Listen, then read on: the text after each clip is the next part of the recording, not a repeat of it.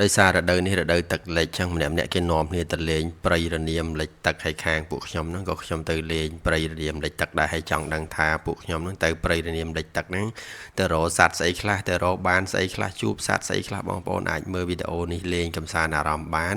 ពីសកម្មភាពដែលយើងបានទៅលេងនៅតំបន់នោះអញោសួស្ដីជំរាបសួរបងប្អូនទាំងអស់គ្នាបន្ទាប់ពីយើងបានបោះតង់ដាក់មងដាក់បកាយនៅក្អែបមាត់ទឹកនៅកន្លែងនេះមួយយប់ហើយឥឡូវនេះដល់ថ្ងៃជាវេលាល្អដល់ពេលវេលាដែលយើងត្រូវជិះស្មាច់ចេញទៅរកពស់រកកដោរកអីនៅព្រៃរនាមម្ដងតែដោយសារតែពីយប់មិញលបងខ្ញុំគាត់ជិះស្មាច់នឹងជ្រែខ្លាំងពេកឥឡូវហ្នឹងវាដាច់កលេចឹងតោះតែយើងហៅជាងមកផ្សារសិនបន្ទាប់ពីទូកយើងរួចរាល់អស់យើងក៏អត់មានបង្អង់ដំណើរដែលយើងចេញទៅភ្លាមព្រោះក្រុមគេផ្សេងគេចេញទៅមុនអស់ហើយគេចេញទៅមុនតែគេជួបមុនគេយកមុនហើយយើងអំបិលហើយឥឡូវយើងមកដល់កន្លែងរោងយើងមកយកគ្នាយើងម្នាក់ដែលគាត់អ្នកស្គាល់ផ្លូវច្បាស់ហើយយើងចង់ទៅលេងមន់ព្រៃចឹងតតែមានគាត់ស្គាល់ផ្លូវច្បាស់ឥឡូវគាត់ឡើងមកដល់លើទូកហើយយើងក៏ធ្វើដំណើរឆ្ពោះទៅគោលដៅដែលយើងចង់ទៅហើយនេះគឺជាទស្សនវិជ្ជាដែលខ្ញុំបានថតរូបពីលើដ្រូនទុកសម្រាប់ចែកគ្នាមើលថាតើព្រៃរនាមលិចទឹកនៅជុំវិញបឹងទន្លេសាបមានរូបរាងបែបណាចឹងបងប្អូនអាចមើលលេងបានអ្នកជំនាញផ្លូវរបស់យើងឡើងលើទូកភ្លាមជីបានមួយផ្លែឥឡូវមេឃព្រៃហើយពេញតែព្រៃហ្នឹងហើយផ្លូវចេញចូលលេងចង់ឃើញចាក់ទៅមកក៏មិនទៅទៅក្រោយក៏មិនទៅដែរនេះវិញនៅហ្នឹងហើយ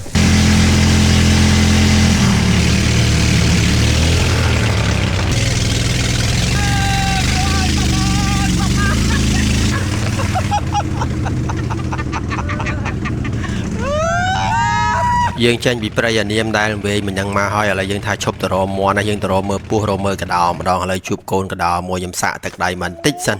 បានមួយធំជិត2គីឡូជួបពស់ខៀវមួយវាខ្ជូតពេកយើងថតលេងញុកកាមេរ៉ាទៅដល់ក្បែរវាខំកាមេរ៉ាយើងភ្ញាក់ព្រឹតចេញពីនឹងតិចមកស្រាប់ជួបពស់ព្រៃមួយរឿងធំគួរសមដៃមួយអឿនគេសុំសាក់ទឹកដៃរបស់គេម្ដងសបោមានធំចឹងអត់ទេពស់ព្រៃមានជួបបាក់យើងមកក្រុមទៀតឯងមុននឹងឃើញគាត់បើកទូកស្រែកពស់វាស់ជវាដេញវាយស្អីគេពេញទឹកតែពិតគាត់ដេញវាយពស់សាំងសឿឥឡូវបានសាំងសឿរបស់គាត់មែនតែជា1គីឡូជាងហើយបាក់យើងគ្រាន់តែទៅលេងដើម្បីកម្សាន្តអារម្មណ៍ទេមិនមែនទៅលេងដើម្បីយកពស់យកកដោយកមកលក់ដូរអីទេយើងបែកចេញពីនឹងតិចមកជិះជួបជាមួយអ្នកគេដាក់ម៉ងគេប្រាប់យើងថានៅនេះវាមានវែកមួយហើយយើងទៅមើលទៅឃើញមានវែករបស់គេមែនចឹងទៅហ្មងតោះអត់ជុំនេះប្រហែលដងហ្នឹងនេះជួយវែកដបោកមួយហ្នឹងវាកបត់កតុយហើយចាស់ប្រាប់ថាបើវាកបត់កតុយចឹងប្រហែលជាវាធ្លាប់ខំមនុស្សហើយខ្ញុំនិយាយតាមគេណាខ្ញុំមិនដឹងថាការពិតមិនទេដល់កន្លែងនេះដូចរៀងសបោឥឡូវជួបអាមួយហ្នឹងរត់តែធំជាងមុនទៀតរវល់តែផ្អៀងផ្អងមើលអាក្រោមព្រោះអាក្រោមវាធំបាក់យើងភ្លេចមើលលើស្រាប់ទូកទៅដល់ក្បែរហ្នឹងស្រាប់មើលចោះមើលឡើងនៅគៀកខ្លួនមែនតើណាស្កាចាស់មួយនឹងគៀកខ្លួននឹងអស់ព្រលឹងលីងលបងភ័ក្រខ្ញុំគាត់ថាគេសាក់ទឹកដៃគ្រប់គ្នាហើយនៅតែអញមិនសុំសាក់ទឹកដៃអាធំនឹងមួយមើលគាត់ដាក់ផាច់ត្រូវរបស់គាត់មែនទឹកដៃគាត់នៅតែច្បាស់ដូចដើមកាលនៅក្មេងៗអញ្ចឹងហើយពួកខ្ញុំអត់ហ៊ានយកវាឡើងលើទូកទាំងនៅមានក្បាលលេអញ្ចឹងតតែកាត់ក្បាលវាចេញសិនមិនយើងហ៊ានយកវាឡើងលើទូកអាមួយនេះរៀងធំមកបាក់យើង1គីឡូជាងហើយមកទៅឲ្យខ្លួនវាឡើងលឿងយើងបាន2 3ហើយបាក់យើងហើយរវល់តែជក់ពេកគ្មានតន់បានបាយបានទឹកអីទេមើលម៉ោង2ជាងបាត់ហើយចេះបងម៉ៅគាត់នឹកឃើញយកត្រីអាំងឡើងមកលើទូកឥឡូវយើងបានត្រីអាំងនឹងបដោះគោបដាសិនហើយបាក់យើងហើយមកដើមនេះយើងជួប2បាក់យើងនេះនៅក្នុងដើមតែមួយហ្នឹងហ្មងតែអាមួយហ្នឹងយើងអត់មានបានថតបានអីទេវាងាយតែហក់ចូលក្នុងទូកចឹងម្នាក់ភ័យហើយក៏អត់បានដែរយើងបានចំបាក់ឆ្អឹងខ្នងឥឡូវវាជាមួយទឹកទៅបាត់នៅដើមក្បែរគ្នាហ្នឹងមានមួយទៀតឥឡូវយើងបានមួយទៀតហើយនេះឥឡូវយើងបានកដោដូចជា4 5ហើយពស់វែកដូចជា3 4ហើយអាពស់ប្រេងពស់សាំងសឿពស់ថ្នាំងសោម៉ោងកាន់តែច្រើនតែបាយអត់ទាន់បានហូបហើយមើលទៅមេឃអត់ស្រួលសោះហើយសัตว์ដែលយើងរកបានហ្នឹងក៏ច្រើនគួរសមដែរយើងសម្រាប់ចាត់ថាឥឡូវធ្វើត្រឡប់ទៅវិញសិនដែរហើយបងទៅកងទូគាត់ឮសូរថាបានត្រឡប់ទៅវិញគាត់ចាក់យករៀងលឿនរបស់គាត់ដែរព្រោះទឹកមកវាឡើងជីតែឯងហ្នឹងមានអីទៅខ្វល់ហើយនេះគឺជាលទ្ធផលដែលយើងលេងបាននៅថ្ងៃហ្នឹងហើយយើងបានឲ្យទៅអ្នកនាំផ្លូវរបស់យើងពីបេក្បាលរួចហើយយើងយកទៅវិញទៅវែកទេអ្វីដែលយើងបារម្ភថាភ្លៀងឥឡូវវាពិតជាភ្លៀងមែនប៉ាយើងហើយពពកឡើងខ្មៅ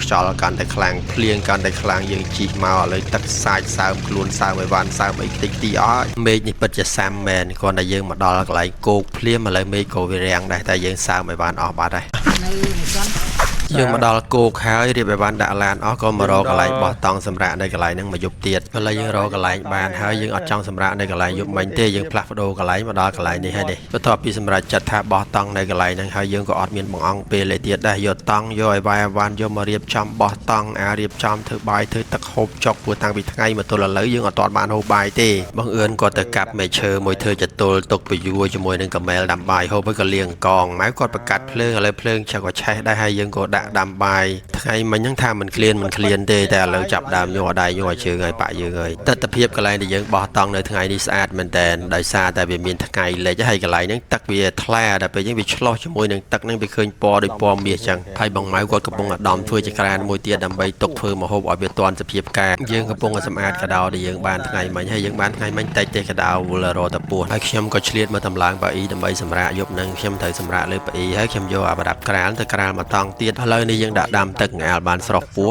ម្នាក់ញាប់ដៃញាប់ជើងប៉ុណ្ណឹងហើយនៅតែមិនតាន់ទៀតឥឡូវមេឃលងឹតបាត់ហើយប៉ាក់យើងហើយទឹកពុះហើយបងម៉ៅគាត់យកពោះមកដាក់ស្រស់ងាលបានកោសវាពោះដូចជាយើងបាន4 5តែយើងអត់យកទាំងអស់ទេយើងឲ្យទៅអ្នកនាំផ្លូវយើងខ្លះយើងស្រស់ហើយឥឡូវយើងកោសសម្អាតវាឲ្យស្អាតម្ដងព្រោះយើងហូបខ្លួនឯងយើងត្រូវធ្វើឲ្យបានស្អាតបាតទីមិនយើងហូបទៅស្និតលបងខ្ញុំក៏ដាច់បាយដាច់ទឹកជាមួយខ្ញុំពីថ្ងៃមិញដែរហ្នឹងគាត់ក៏ឃ្លានដែរឥឡូវយកឆ្នាំងយកអីមកដាក់ដាំទឹកដាំអីងាលបានស្ងោរពោះហូបមេអឿនគាត់មកធ្វើគ្រឿងងាលធ្វើទឹកជ្រលក់ដែលយើងធ្វើហូបជាមួយនឹងពោះវែកដែលត្រូវជាងគេបំផុតគឺមានតែទឹកប្រហុកទេបើទម្លាប់សម្រាប់ខ្ញុំស្ងោរពោះដែលខ្ញុំហូបខ្ញុំអត់ឲ្យគាត់កាត់កង់ទេយើងធ្វើស្ងោរដាក់ទាំងវែងយ៉ាងហ្មងដល់ពេលដែលឆ្អិនមិនយើងកាត់វាយកមកហូបដូចមាន់អញ្ចឹងបើសិនជាយើងស្ងោរទាំងមូលវាមានរសជាតិជាងចាំឆ្អិនដល់ពេលដែលយើងហូបចាំយើងហែកសាច់យកមកហូបបើសិនជាបងប្អូនអត់ជឿបងប្អូនអាចសាកបានបន្ទាប់ពីទឹកយើងពុះហើយយើងក៏យកពោះមកដាក់នៅក្នុងឆ្នាំងចលេនគេមើលក្បាលសិនចលេនក្បាលមើលក្បាលមើលចលេនប៉ាក់យើងជុំជួអានេះអីចេះដូចមានអសបមិញនៅកណ្ដាលក្បាលពេលវ៉ាវធម្មតាមិនធម្មតាអាយ៉ាយើងស្ងោរតែ2ទេប៉ាក់យើងហើយដោយសារគ្នាយើងមានតែ4 5នាក់យើងហូបប៉ុណ្ណឹងគ្រប់ហើយប៉ុន្តែយើងប្រមូលខ្លាញ់តែវាបានដាក់ចូលក្នុងឆ្នាំងទាំងអស់ឥឡូវមួយឆ្នាំងពេញបើប៉ាក់យើងហើយមើលទៅស្ទឹកខ្លាញ់នឹងល្ងើមដំណងមកបងម៉ៅថែមទឹកត្រីទីទៀតសិនដើម្បីឲ្យវាចាប់ជាតិកាន់តែខ្លាំងម្ហូបយើងអត់ទាន់ឆ្អិនទេប៉ុន្តែចក្រានយើងចិត្តឆ្អិនមុនហើយតែយើងអត់យកទឹកទៅស្រោចជើងចក្រានទេឆេះកលាប់អស់លេងបានហូបចាយសំអឿនក៏កំពុងសរេសរងរសជាតិទឹកជ្រលក់ទឹកប្រហុករបស់គាត់លើដួសទឹកស្ងោរពោះនោះយកមកលាយជាមួយទឹកប្រហុកឲ្យវាកាន់តែជាតិបងម៉ៅក៏ដួសមួយយកមកសាកឲ្យដំណងជាឆ្អិនណាឥឡូវយើងសាកសិនចង់ដឹងថាវាផុយបានប៉ុណ្ណាហើយម្ហូបយើងឆ្អិនហើយកាត់ចែកគ្នាម្នាក់មកកង់ហៀខ្លាញ់ចេញមកជក់មកជាតិណាស់ប៉ាក់យើងអើយអាខ្លាញ់ពោះនេះអត់ចេះតលាន់ទេបាប់មកចង់ផៅសាសិនបើមិនចឹងគេមិនជឿថាយើងជាចង់ផៅអូខេអូ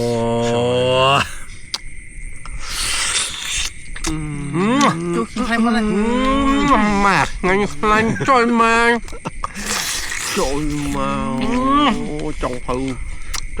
យើងហូបបាយហូបទឹកដាក់ឈៀលជាមួយពួកគាត់ម្នាក់មកកំប៉ុងពីកំប៉ុងឥឡូវយប់នេះយើងក៏ចូលសម្រាប់រៀងខ្លួនពួកអស់កម្លាំងពីថ្ងៃមិញដល់កហើយដាក់បានមួយសលេតឥឡូវនឹងបើកភ្នែកមកវិញមេឃភ្លឺចែកឲ្យទេសភាពក៏ស្អាតដែរយើងដេកក្បែរមាត់ទឹកនឹងទឹកថ្លាឆ្លោះជាមួយនឹងពពកនឹងឃើញដូចកញ្ចក់អញ្ចឹងភ្ញាក់ពីដេកមកនឹងឃ្លានទៀតហើយឥឡូវបើកាត់ភ្លើងកម្ដៅសឡសិនងាលបានហូបខ្ញុំក៏ឆ្លៀតយកដ្រូនមកបង្ហោះដើម្បីចង់ដឹងថាទិដ្ឋភាពដែលយើងថតពីលើនឹងវាមានទិដ្ឋភាពស្អាតបែបណាដែរនៅមាត់ព្រៃរនាមនៅចុងរដូវវស្សាហ្នឹងយកមកយើងនៅសល់ស៊ុបច្រើនណាស់ហើយយើងអត់ចង់ហូបបាយទេយើងគិតរកឆ្នៃមុខម្ហូបមួយឲ្យប្លែកម្ដងឥឡូវយើងអត់មានអីហូបទេជិលដាំបាយយើងហូបមីពោះវែកបងប្អូនដល់ហើយឆ្អិនហើយតោះអញ្ចឹងយើងសល់អីយើងហូបហ្នឹងមីពោះវែកនេះគឺជាលើកទី1នៅក្នុងជីវិតខ្ញុំហើយមុខមនុយម្ហូបមួយមុខនេះជាតិទេមីពោះវែកខាញ់ណាគេខាញ់អីភីសាហើយគឺអីយើងនៅជនបទយើងមកព្រៃបានមីពោះវែកពិសេសហ្មងតែនេះមិនមែនយើងចង់ធ្វើអញ្ចឹងទេដោយសារយើងអត់មានបន្ទាប់ពីអាហារពេលព្រឹកហើយឥឡូវនឹកឃើញកាហ្វេម្ដងបងម៉ៅក៏គាត់យកកាហ្វេមកកិនយើងមកព្រៃយើងហូបអៃឡាតេអីចឹងទៅណាប៉ាក់យើងហាច់មករោត្រីរោសាច់មកបែងចំព្រុនគូនយើងចិលមួយមើលចិលកាហ្វេបណ្ដោយទៅចិលកាហ្វេមួយមើលណាវាចំងាយទៅ cà phê bây giờ niêm chiết đã dây ơi ក្រោយពេលយើងហូបកាហ្វេរួចរាល់ហើយអស់យើងក៏រៀបបេវ៉ាន់របស់យើងដាក់ឡានដើម្បីរៀបចំត្រឡប់ចេញមកផ្ទះវិញព្រោះដំណើរកម្សាន្តរបស់យើងត្រូវបានបញ្ចប់ត្រឹមប៉ុណ្្នឹងហើយក៏សូមអរគុណដល់បងប្អូនទាំងអស់គ្នាដែលបានចំណាយពេលវេលាមើលវីដេអូមួយនេះហើយយើងនឹងជួបគ្នានៅវីដេអូក្រោយទៀតហើយសូមបងប្អូនទាំងអស់គ្នាជួយ follow page ម្នាក់មួយផងដើម្បីបងប្អូនទទួលបានវីដេអូផ្សេងៗទៀតពីដំណើរកម្សាន្តដែលយើងទៅផ្សងព្រេងនៅតាមព្រៃភ្នំឬក៏តាមមាត់ទន្លេតាមបឹងបួយហ្នឹងអរគុណហើយក៏សូមជម្រាបលាប៉ាយើងទាំងអស់គ្នា